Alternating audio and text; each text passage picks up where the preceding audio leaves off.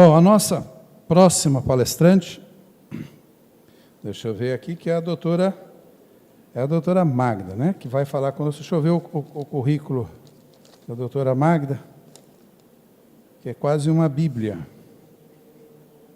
Deixa eu ver aqui. Doutora Magda Feres é doutora em periodontista, especialização e mestrado no Brasil, doutorado em biologia oral pela Universidade de Harvard, dos Estados Unidos. Pós-doutoranda pela Forster Institute, dos Estados Unidos. Ela é coordenadora do programa de pós-graduação em odontologia da Universidade de Guarulhos, ao qual eu estou pró-reitor de extensão. E esse programa tem nota 6 na CAPES. Para vocês terem uma ideia, os programas no Brasil vai de nota 1 a 7. Essa nota 6 é de excelência. E é o único do Brasil, privado, que tem essa nota. Nenhum outro programa de mestrado e doutorado tem essa nota no Brasil, ao qual ela é coordenadora desse programa. E eu também fico grato por poder trabalhar também nessa instituição como pró-reitor e cuido desses 6 programas que estão lá. Ela também, a principal área de pesquisa é diagnóstico e tratamento periodontite, com ênfase em ensaios clínicos. Realmente, Feres foi citada no ranking que listou os 2% de cientistas mais influentes do mundo. 2% de cientistas mais influentes do mundo. Nós estamos com uma aqui, na sala, e vai falar para vocês daqui a pouquinho. Nós temos 4 no Brasil. Ela é uma das pesquisadoras do Brasil, mais influente no mundo na área dela. Então, nós temos a doutora Magda, também é ex-presidente, atual membro da diretora internacional Academic Periodontology do Research Group, nos Estados Unidos. O índice H dela é 43, o meu índice H é 10. E eu publiquei os últimos 3 anos mais de 27 artigos. E o meu é 10. O índice H dela é 43. O índice H é o quanto você publica e quanto está sendo visualizado aquilo que você publicou e serviu. Isso é o índice H. O da Recima é 3. Mas a Recima tem 1 ano só. Ela vai chegar lá. Mas mais de 60% das revistas do Brasil não tem índice H. A Recima tem 1 ano e já tem o dela, 3. Então, é sinal que ela está sendo visualizada. E, aliás, nós vimos o índice ontem pela Open Journal System, que o Éder pode confirmar, deu 16 mil acessos por mês a revista Recima está tendo. 16 mil pessoas por mês. Gente, pessoas entrando para ver revista científica e ler artigo, é de assustar, não é? 16 mil? É muita gente, é muita gente. Por quê? Porque as pessoas não gostam muito de ver isso, gostam de ver outras coisas, novela, gibi, WhatsApp, ler revista, artigo científico, 16 mil é muita gente. Então, doutora Magda, o seu currículo aqui é muito extenso, dispensa a apresentação. Nós estamos diante de uma das maiores pesquisadoras do mundo e do Brasil. Muito obrigado por ter aceito esse convite, por estar no nosso evento de hoje. Por favor, assuma aqui os microfones.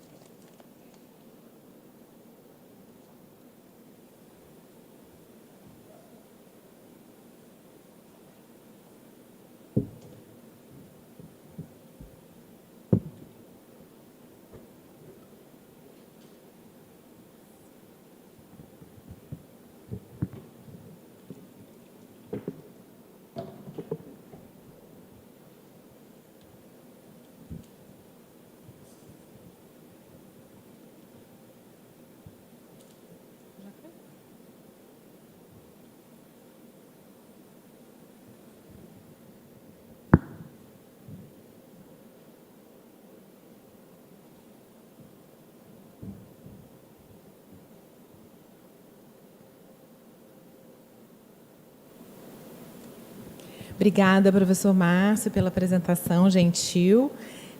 Parabéns pelo evento, é um prazer poder estar aqui. Obrigada pelo convite, para que eu possa participar desse primeiro evento da Recima. Então, é um prazer enorme mesmo poder falar aqui com vocês hoje, com o pessoal que está nos assistindo pelo YouTube.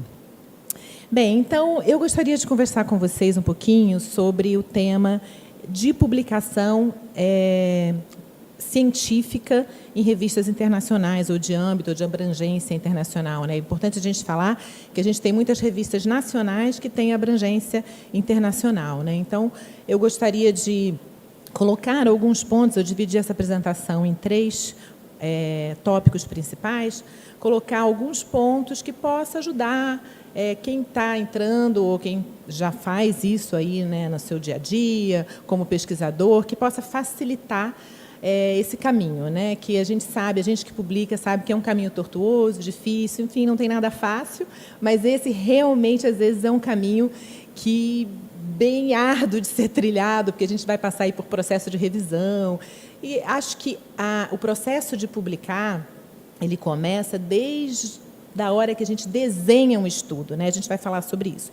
Então, eu vou cobrir esses 3 tópicos. Inicialmente, eu gostaria de apresentar um pouquinho para vocês nosso programa, claro, com foco em publicação, o que a publicação trouxe e aonde ela nos levou, né? A publicação científica, ela é a forma da gente comunicar o que a gente está fazendo, né? Dentro dos nossos programas, a gente, desde como mestrando, doutorando e depois como profissionais.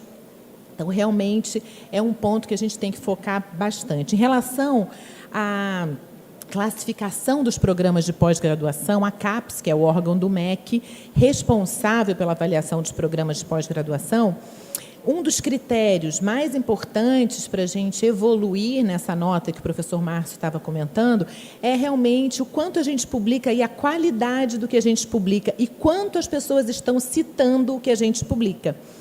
Realmente, na última avaliação, que foi entre 2013 e 2016, nosso programa, que começou em 2003, ele evoluiu para essa nota de excelência. Hoje existem 100 programas de pós-graduação no Brasil, em odontologia, e o nosso, então, não sei se está para ver minha setinha, tá? Está entre os 12 programas que têm essa nota de excelência. Vocês podem observar que as notas 6 e 7, que são de excelência, elas existem 11 programas em escolas estaduais ou federais, universidades estaduais ou federais, com essa nota de excelência, e o nosso, que é o programa mais novinho, que a gente montou em 2003. Eu estou coordenadora já há 20 anos desse programa. Acho que talvez já seja até o momento de eu passar esse bastão.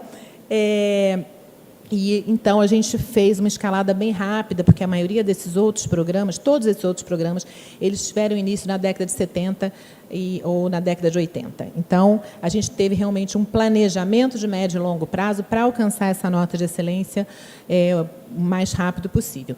E, como eu disse, são vários os critérios da CAPES para a gente evoluindo em questão de nota, e as publicações internacionais e os fatores, o fator H dos docentes, como o professor Márcio mencionou, o fator H, ele está relacionado à sua publicação e quantas pessoas estão citando o que você publicou. Porque não adianta também, para o fator H, por exemplo, eu publico na Nature um artigo, um fator H 80 dessa revista, mas ninguém cita o que eu publiquei, então significa que isso não está sendo importante para a área médica, não está sendo importante para os outros pesquisadores, não está sendo importante para os pacientes. Então, são 2 itens importantes da gente focar no momento que a gente está fazendo um planejamento, por exemplo, para um programa ou para a nossa própria carreira de longo prazo.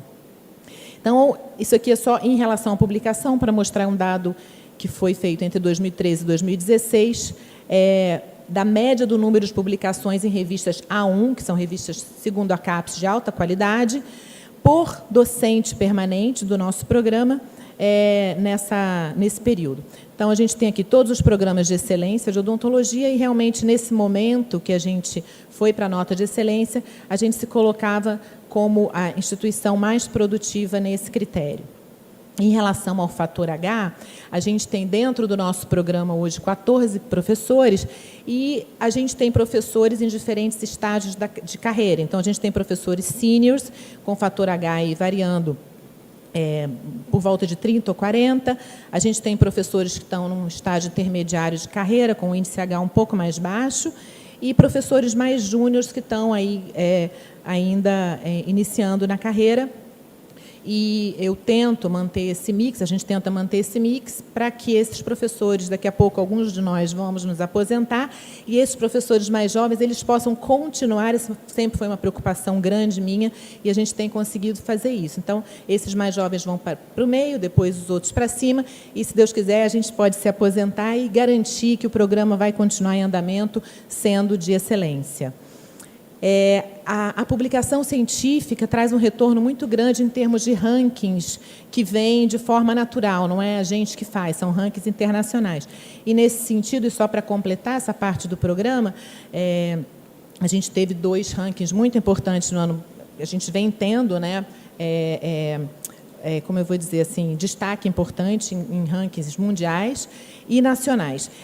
No caso de ranking nacional, o ranking de universidade da Folha de São Paulo, que é o RUF, a gente ficou em 2013, 2018 e 2019, a UNG ficou como a primeira universidade privada do país no critério inserção no cenário global, e isso está totalmente vinculado à produção do nosso programa e dos outros programas, obviamente, de pós-graduação que a universidade tem atualmente.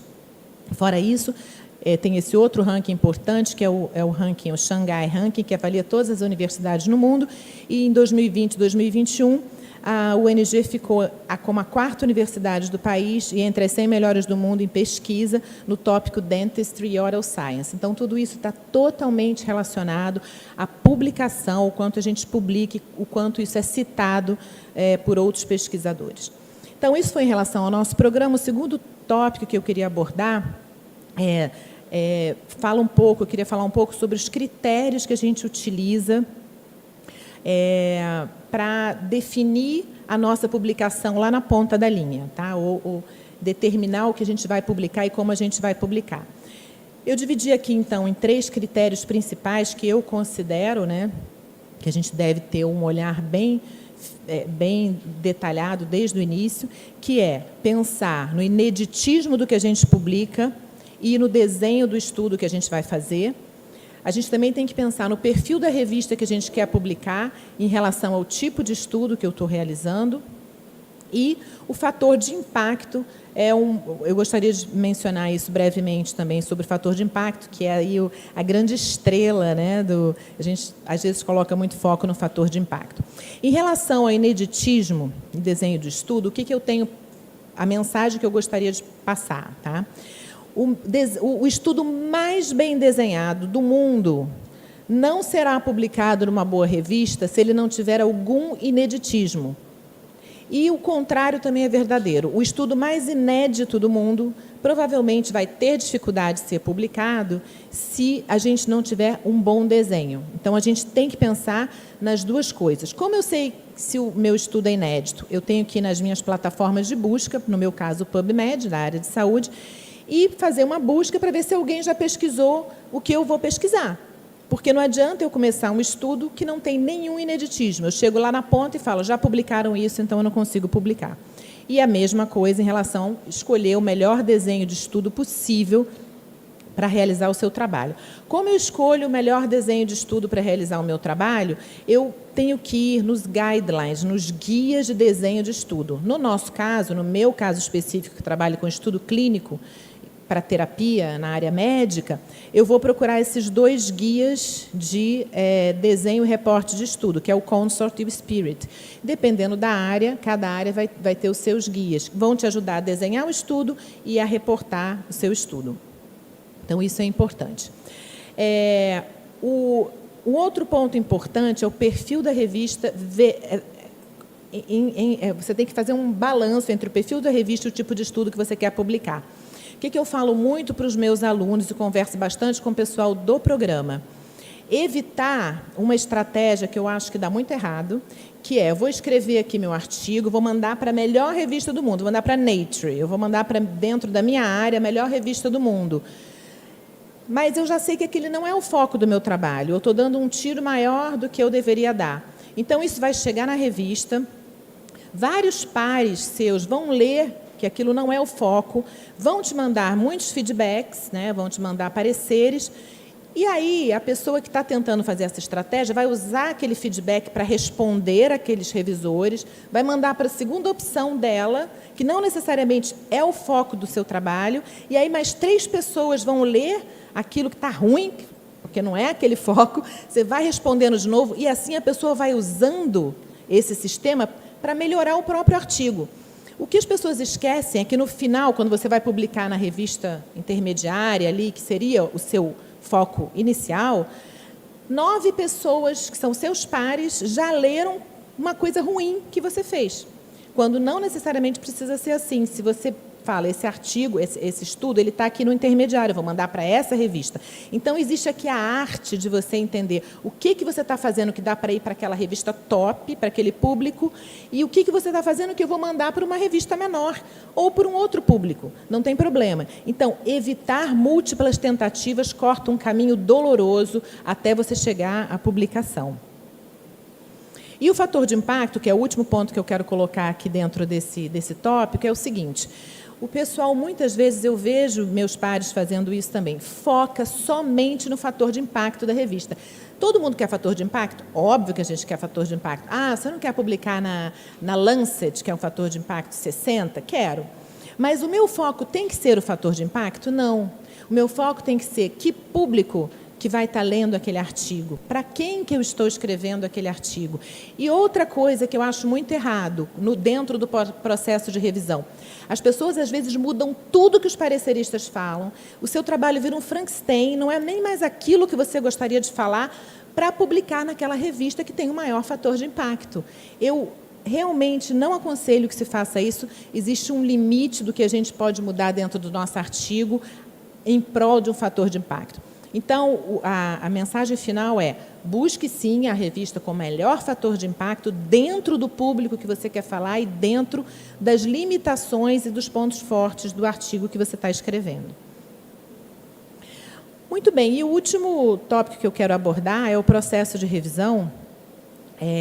Obviamente, aqui todos que estão nos assistindo já conhecem, né, esse processo de revisão, mas só para recordar, como que ele ocorre? Toda revista vai ter ali o editor-chefe, os editores associados, né? E depois um corpo editorial e, por fim, revisores que muitas vezes são convidados para rever artigos específicos dentro daquela revista. Nós, como autores, assim, a gente pode trabalhar, no meu caso eu trabalho nas duas pontas, como autor e como editor associado de outras revistas. Nós, como autores, a gente submete para o editor-chefe da revista. O editor-chefe vai, de acordo com a área de expertise de cada editor associado, ele vai indicar um editor associado que vai ficar responsável pelo seu artigo, e esse editor associado vai mandar para os revisores, que são seus pares que vão revisar o artigo que você está tentando publicar. O corpo editorial volta para o editor associado, ele volta para você, e aí aquele vai e vem eterno, que a gente espera que não seja tão eterno assim. E, no final, a gente vai receber a revisão daquele corpo, né, editorial, ou dos revisores que estão revendo o meu artigo, mas a nossa comunicação normalmente é feita sempre com o editor associado que está responsável por aquele artigo. Uma coisa muito importante que eu quero colocar aqui é o seguinte: o editor-chefe, quando ele recebe o nosso artigo, ele pode mandar para um editor associado, que é o processo que eu expliquei no slide anterior, ou ele pode rejeitar de cara o nosso artigo. Essa rejeição de cara, que é a chamada desk reject, tá? A gente tem que tentar evitar ao máximo. E, para vocês terem uma ideia, dependendo da relevância da revista, do fator impacto, da dificuldade, né, de se publicar naquela revista, esse desk reject pode chegar a 70% dos artigos que são, 70% ou até mais, né, dos artigos que são submetidos àquela revista. O que a gente pode fazer para evitar esse desk reject? Aí tem alguns pontos que eu coloquei aqui, são várias ações, mas eu coloquei alguns aqui. Primeiro é o que a gente estava falando anteriormente: escolhe a revista correta.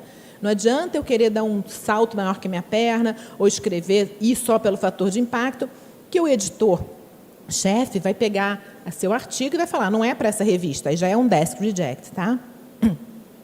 Muito cuidado com o título e com o resumo, porque muitas vezes é isso que o editor vai ler. Ele vai ler o seu título e vai ler o seu resumo. Então, a gente fala que o seu resumo tem que ser sexy. Tem que ser um resumo que atrai a atenção e que mostra a relevância do que você está fazendo e que mostra a relevância da sua conclusão.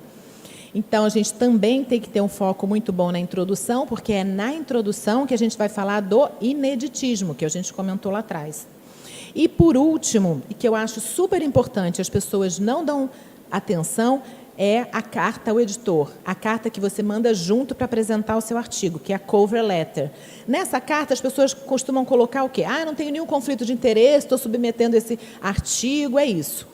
Mas não é assim que a gente tem que fazer. A gente tem que conversar com o editor e dizer, olha, eu estou submetendo esse artigo, ele é inédito por isso, ele é importante por isso, porque muitas vezes um editor, ainda mais o mais ocupado das revistas mais importantes, ele vai ler o seu título, o seu resumo, a sua introdução e a cover letter, para ver se você vai ou não escapar do desk reject. Tá? Então, são sugestões para não passar por isso. Aí, se a gente cruza esse primeiro obstáculo, ele vai mandar, então, para os editores associados, essa revisão vai acontecer. Com sorte, maior sorte do mundo, a gente vem um direto aceito. Né? Nunca aconteceu comigo. Tá? Nunca aconteceu um artigo, não. Está tudo lindo, não precisa fazer nada, vamos publicar. Assim, o que a gente muitas vezes recebe é minor revision, que é uma revisão menor, e muitas vezes também recebe esse major revision. E tem essas duas últimas possibilidades aqui que não são tão boas, que é o artigo é rejeitado com possibilidade de ressubmeter ou ele é rejeitado, totalmente rejeitado. Esses termos podem mudar de acordo com a revista, mas basicamente é isso. Tá? O que a gente vai receber em 99% das vezes é minor revision ou major revision e, obviamente, você pode receber uma rejeição imediata, mas se a gente seguir isso, tudo que eu falei, escolhe a revista certa, conversa direito com o editor, a rejeição imediata é muito baixo. O índice de sua rejeição imediata de um artigo é muito baixo. Então, já caminhando aqui para o final, eu gosto de colocar isso. Bem, eu enviei meu melhor artigo. Isso aqui, todo mundo que faz pesquisa já enviou um artigo na vida, já passou por isso que eu vou falar. Recebi a resposta. Não era o que eu imaginei. Por que normalmente não é o que a gente imagina? Porque a gente, como autor, a gente acha que está enviando a melhor coisa do mundo. A gente colocou anos naquilo ali. Às vezes, um estudo clínico, a gente colocou 5 anos, né, da nossa vida para mandar um estudo clínico para publicação. Não era o que eu imaginei. O que eu faço? E aí, gente, eu já escrevi carta para editor, xingando o editor de madrugada. Não xingando, mas, assim, muito brava. Então, o que eu faço hoje aqui do alto da minha senioridade? Eu falo, não faça nada por pelo menos 12 horas. Faça nada. Nada, não conversa com ninguém, toma um remédio, dorme, pensa, repensa. Por quê? Respire e pensa, porque quando você lê uma segunda vez o parecer, às vezes ele não é tão duro como você pensou que ele fosse na primeira vez que você leu. Então, assim, a gente sabe que o processo de revisão é doloroso, mas não escreva para o editor, tudo que eu estou falando aqui para vocês é tudo que eu já passei e já fiz. Não escreva para o editor de madrugada, pelo menos, eventualmente, a gente pode se dirigir ao editor quando for uma questão, já pensou, já passou as 12 horas, você acha que realmente você tem um argumento, que você pode convencer um editor, aí tudo bem. Mas, inicialmente, não escreva para o editor. Conversar com os coautores, porque a gente, como autor principal, às vezes, tende a tomar decisões sem conversar com os coautores. Isso que eu falei, né? As considerações elas parecem mais leves quando a gente lê pela segunda vez. Então, esperar um pouquinho.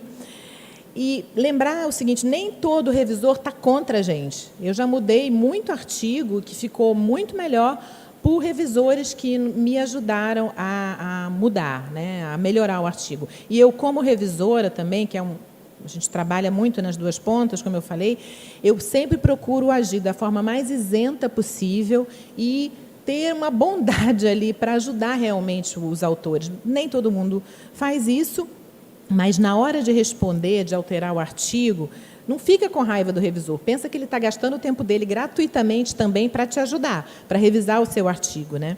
E aí, isso é aquele ponto que eu falei, mudar dentro do razoável, mudar tudo que for possível mudar para você conseguir não mudar o que você não quer. Você tem que dar alguma coisa para o revisor, alguma coisa você tem que mudar. E é isso que eu mencionei. Não vá contra as convicções do que você quer falar, porque o seu artigo vai ficar ali para o resto da vida, né? Ele vai ser uma referência, ele vai estar na internet para o resto da vida. Não vá contra as convicções da sua mensagem só pelo aceite. Muda a revista. Tá? Eu já fiz isso várias vezes. Se é um ponto, voltou com major review, eu posso mudar, eu posso resubmeter. Mas se eu percebo que se eu mudar o que eles querem, a minha mensagem vai mudar, eu opto por retirar e mandar para outra revista. Explique, coloque seus argumentos, não tenha preguiça de responder, não responda rápido. Tá?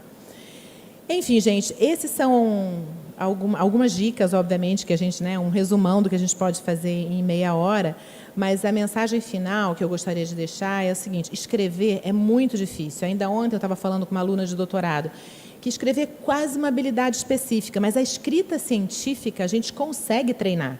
A gente consegue se treinar para escrever dentro das normas aceitáveis. E lá na sua discussão é o momento da liberdade poética. Você vai discutir os seus dados, você vai dar as suas ideias. Até a discussão é quase uma fórmula de bolo. A gente consegue ser treinado, a gente consegue treinar os nossos alunos. Eu gosto muito dessa frase aqui do Thomas Mann, que ele fala que representa o quê? É difícil escrever. É uma tarefa difícil, mas depois que a gente escreve, que aquilo está publicado, e que você vê que isso pode influenciar a vida de pessoas, de pacientes, né? Mudar o direcionamento da pesquisa no mundo, ou de uma terapia, é muito gratificante. Então, acho que vale a pena. Existem cursos de escrita científica, né, disponíveis, agora muitos online. Quem quiser, enfim, pode me mandar um direct no Instagram. Eu quero deixar com vocês meu Instagram. A gente faz divulgação científica no Instagram, na minha área, obviamente, mas a gente também fala de temas gerais, tá? A gente fala também de escrita científica, de temas que se aplicam a todas as áreas, mas o meu foco principal é na área de saúde. E essas são duas hashtags que, se vocês quiserem seguir também, eu agradeço. Uma é direcionada para a periodontia e a Scientists with Lipstick, que a gente lançou ano passado, teve uma repercussão enorme. A gente já até falei em algumas mídias sobre essa hashtag, é para valorizar o papel da mulher na ciência, e a gente tem um engajamento de várias áreas também, não só dentro da odontologia.